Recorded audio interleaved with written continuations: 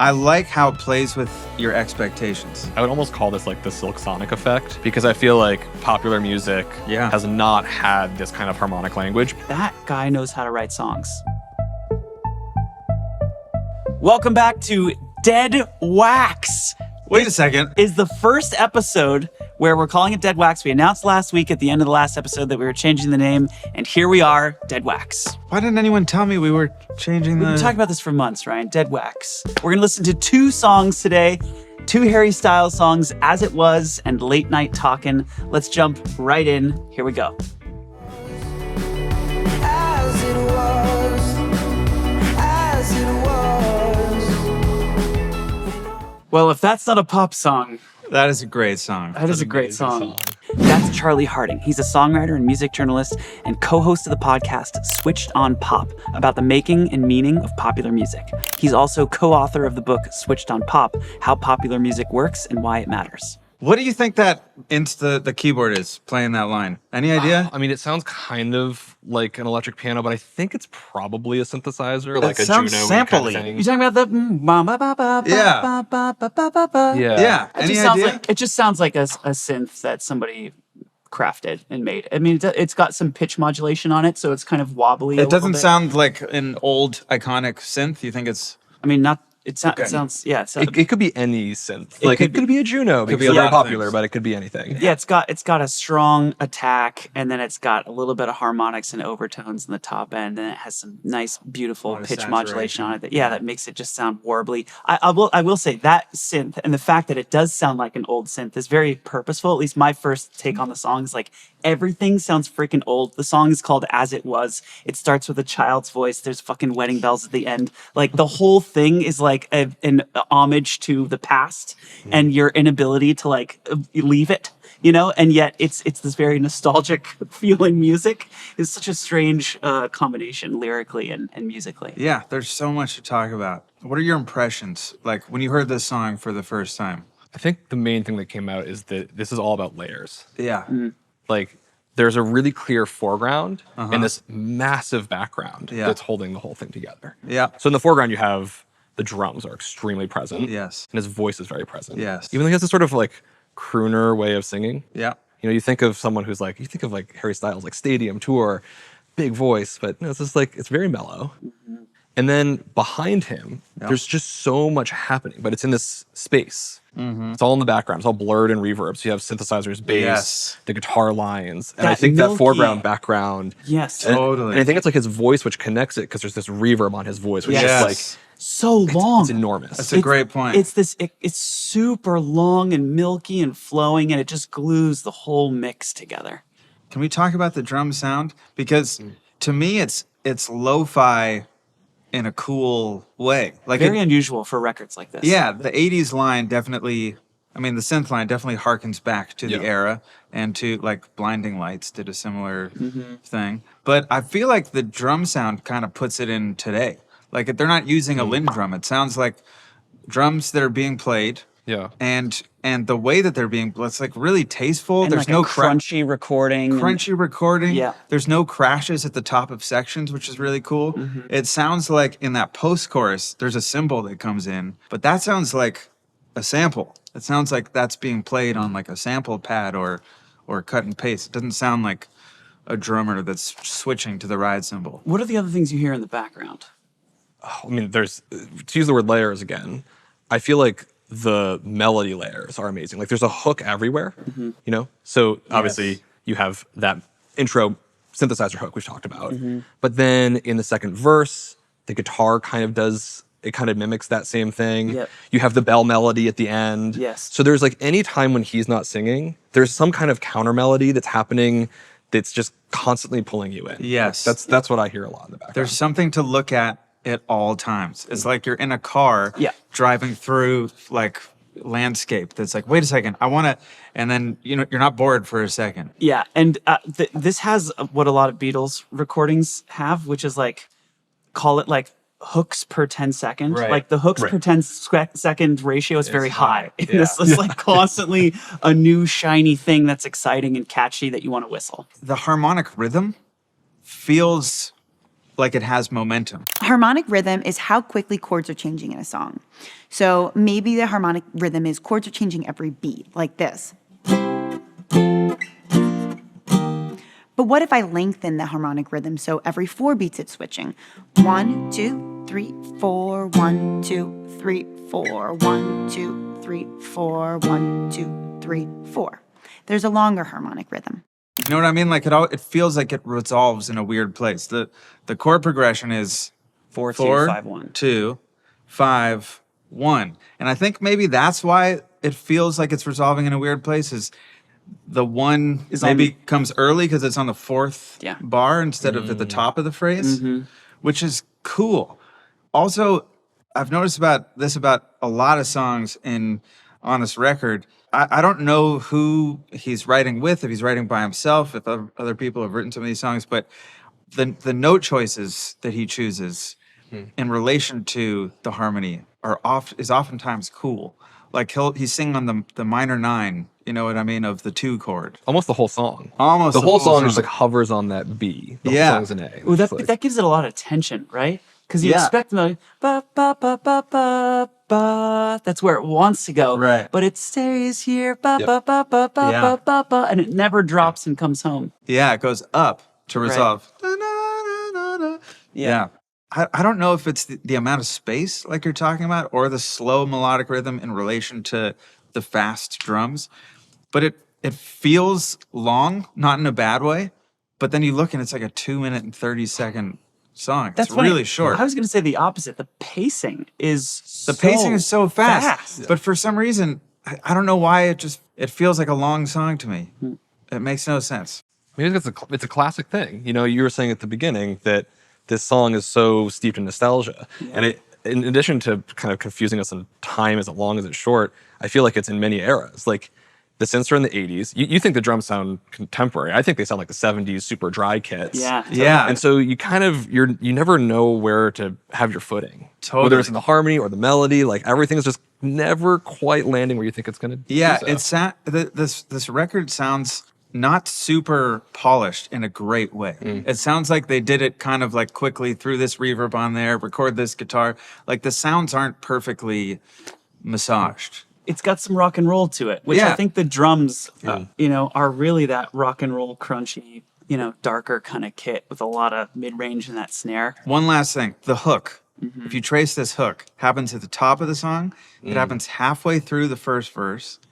It happens halfway through the chorus. It happens like 7 times throughout the entire song, and then the melody kind of harkens back to the hook because they're similar. This is really smart songwriting, It's hooked all the way down. all the way down. Speaking of smart songwriting, Yeah. let's listen to the next song, which Okay. I think is this compositionally really brilliant. I love this song. Yeah, this is Late Night Talking, Harry Styles. Okay. It's only been a couple of days and I miss you. This freaking song Yeah. is a really great song. Ryan, you are bursting to talk about this song. What do you like about this song? I like how it plays with your expectations. The intro, the harmonic rhythm, the chords move. I think there's 1 bar each chord, the 1 to the minor 4, or the 6 to the 2, I guess. Right? 4. 1 bar each. And then the verse starts and the chords last twice as long. So right from the top, they've set you up for something and then given you something slightly different that you enjoy. And it just keeps going like that. I could do a soliloquy, but what strikes you about this song? Why is it so awesome? Oh, I'm gonna steal Piano Man's thunder because it's the chord. Do it. It's in the chorus. You The get chord. Yes. Yes. You're in my life. I can't get you off my mind. It's the resolution from that 2 diminished to the 1 Which- major 7. Which makes more sense to me to think about as a minor 4 with the 6 and the bass. I mean, it's semantics, but I think the role that it's playing is that sort of like minor plagal cadence. Yeah, definitely. Oh, interesting. So you're hearing it as a Yeah, but put the 6 of that minor chord in the bass. Put the C in the bass. Yeah. Yeah. Right. That I think functionally is how it feels to me. Yeah. And it's Stevie Wonder, it's the 70s. It's just like, you know what I mean? It's sweet but sad. I can't get you off my mind. It reflects that lyric so beautifully. It's text painting. It's just Yeah, like a core. It's a exactly. perfect example of like In you my feel life. a great embrace. Yeah, on the but- word life, you know? Yeah. And it does the thing that you were saying where we've been set up not to expect this. Yes. Because the entire pre-chorus before, he's vamping between I think like a C sharp minor and a B flat. Yeah, he's just doing this. 2-1, 2-1. Yeah. Right. And then so to go. Oh, Which, Yeah. what other song, when you think of minor 4, just to support my minor 4 argument? every Beatles song. in my life. Yeah. Same lyric. Yeah. It's just like, Oh. Interesting call out. in my life. Yeah. love you more. In my life. I Yeah. loved you more. Yeah. That to me is where all of the feeling is. That's such a great call to point that out. You're right. The color of that chord plus that word plus that resolution to that major 7 as a package is a tool that other songwriters have used. Like Yeah. it is a piece of musical vocabulary now that has associated with it these feelings of intensity and draw Yeah. and longing and love. Details. There's so many beautiful details about this song. The bass. Okay, can Jack play us the chords of the verse?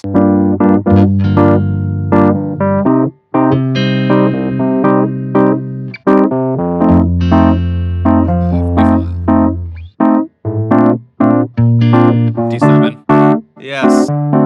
And then So Yeah. this is small, but halfway through, the first time that chord progression gets to the end, no. oh, does he do that? A is in, the bass player just puts the A in the bass because it's going back down to the 6th, to G minor. Wait, but you're saying it's this, but with the A in the bass. Yes. Which makes it feel like, okay, we're going around again, right? To the Yeah. verse. Yeah. There's, and then the second time, they go to the D. This whole song is like hits. If you just listen to the rhythm of the chords, it's the same in the verse and the pre-chorus, and then it gets to the chorus and it changes slightly, but it's just gives a song that's focused, nuanced feel. It's so structurally sound. It feels like to me, I would almost call this like the Silk Sonic effect. Because I feel like popular music, like top 40 radio music, Yeah. has not had this kind of harmonic language, maybe Right. outside of R&B. Totally. But Silk Sonic all of a sudden was like, no, actually you can use all the chords all the time and Yeah. use them to sort of weave into really surprising moments. Like this feels like a very contemporary thing that Silk Sonic sort of brought back in the last couple of years. Totally. Harmony, people remembered that you can use harmony as a tool for production. Like, oh yeah, chords have colors. And to me, like, this whole record is so colorful. It's just exploding with detail and vibe. I hope that this becomes a thing. Not this song, this idea of using harmony again and having access to the full range of harmonic vocabulary. Like that is such a beautiful thing when you hear it happening well. And to note, like in this tune, Harry uses one diminished chord. It's not like he's like doing a bunch of crazy shit all over the place. He has one moment where he uses it tastefully and uses it really nicely. And it's so special. Everything else is diatonic. Everything else is like in the box. But, Yeah. But he's got this one moment that's head turning and it's beautiful. I hope that in Silk Sonic, if there's a third, I'm going to say, three trees make a forest here. And I'm going to start celebrating the return of harmony into popular music. Yeah. And it's just that one note that's not diatonic, right? Everything else is in the key of Yeah. B flat. Yeah. Well, The No, the D7 as well. Okay, that's true. which is weird. The D7, the first time that happened, I thought, oh, here we go. I thought like we were going to, he threw me off. Like, I Wait, thought we can were I gonna also change. just say that is the same note, the same non-diatonic note is the F sharp, whether it's D7 Yes. going to G minor or going to B flat. It is such smart songwriting, though, to end your verse So you're here. You're obviously in B flat. You're going here. You go here. You go here. You go here, and then to end your verse, you're like, oh, we're going somewhere, and then Yeah. you're like, no, we're not. but it it's like still we're feels going like it's back. moving. It does. Yeah. It's like a false modulation. It's like it's about to go and then it doesn't, but it still ends in such a nice place. It still feels really good. Another detail I noticed about this mix that I thought was really cool is when you listen on headphones, it sounds like they panned the bottom snare mic hard left and the doubled vocals are hard right, which just like they're both sparkly, but it's just this It's also a very old way of mixing. totally. Hard panning instruments is not very. Yeah. It's not a very common thing. Yeah. It's Early stereo. Yeah. Yeah. The like bad experiments in stereo where you're like, you walk into a bar and you hear the Beatles drums on one side and the Beatles bass on the other side. I'm sorry to knock the early Beatles stereo records, but like you if you're in the wrong room, you can't hear the whole song. right. Harry seems like a really good composer. That's my takeaway listening to these tunes is like, that guy knows how to write songs. He knows how to play with their expectations a lot. Because Yes. you know, a lot of the reason why I think harmonic, crunchy, fun stuff went out of vogue is that it became cliche, right? And when this song opens up, it's like a 6-2-5-1, the most common jazz progression that like through the era of classical pop was nonstop. And when I heard that chord progression, when I first heard the song, I was like, eh. And then the D7 happens, you're like, oh. And then you get that wild resolution that you were And talking also about. the melody is so good over that chord progression, which is what sells it, I think. And Melody let's works. not forget too about like, yes, it's a 6-2-5-1, but what the hell is this sound? Yes. Like it's this just mangled, It sounds like- dying, muted trumpet with a cat inside. Yeah. Like, it's just like It sounds like an trying- SK1 sample of Yeah, that. yeah, and Just I feel like moved around. there's enough like crunchy weirdness in there to make the 6-2-5 excusable. You know? Exactly. Yeah, Yeah. it feels very like a Phil Collins studio, like the cheesiest '80s brass. Oh, that's right. You're right. It's like a distorted, cheesy, like downsampled 80s brass thing. Also, the guitar doesn't come in until the chorus, I think, which is cool, right? The second verse starts right away, no re-intro, and then the second verse is only half as long as the first verse, which is a classic, songwriting momentum trick to just keep things moving. That post-chorus is so good. The song kind of, you think it's going to end, and then the post-chorus comes back again. It's just masterfully constructed. I'm a fan. Charlie, before we wrap up here, you've been in the music business for a while, the podcast music business for a long time. You've been recording for what, 7 years, 8 years? I think 8 years now, yeah. 8 years. So who's on your bucket list that you want to do an interview with and bring into the studio? I want to have actually someone back because I had such a good conversation. My favorite person right now is Rina Sawayama. When all that's left is cemetery. Her song Excess, which I think was 2020, is like my favorite song. Cool. And she has a record she just put out, This Hell. And it is a queer anthem coming out during Pride that somehow mashes up Man, I Feel Like a Woman by Shania Twain and Beat It by Michael Jackson.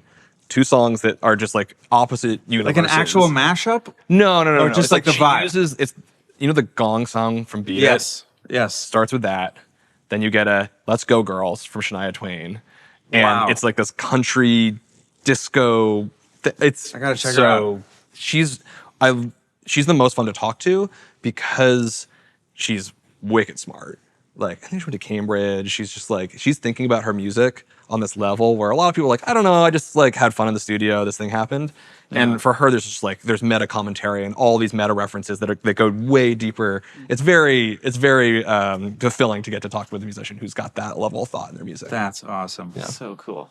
Okay, we're going to do song recommendations before we go. Jack, if we start with our guests here. Yeah. Charlie, what have you been listening to, man? Can I keep it on the same beat? Keep it on the same. Keep it on the same beat. Yeah. So I think Rina Sawayama's other tracks, Excess, This Hell, are really fun, but she has a cover of Enter Sandman, which is my favorite Metallica cover I've ever heard. Wow. Say your prayers in a world, don't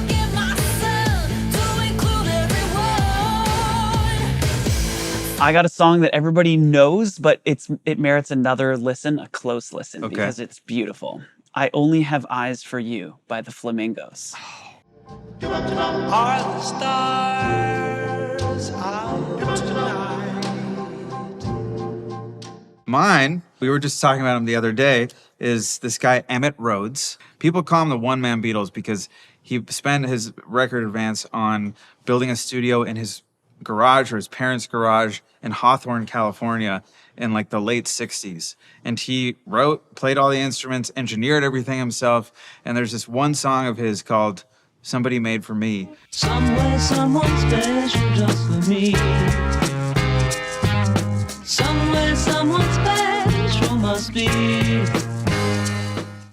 Well, before we wrap up here, will you sign Wall Simon for us? Yeah. This is Wall Simon, Oh, absolutely. the Red Diamond. The Red Diamond.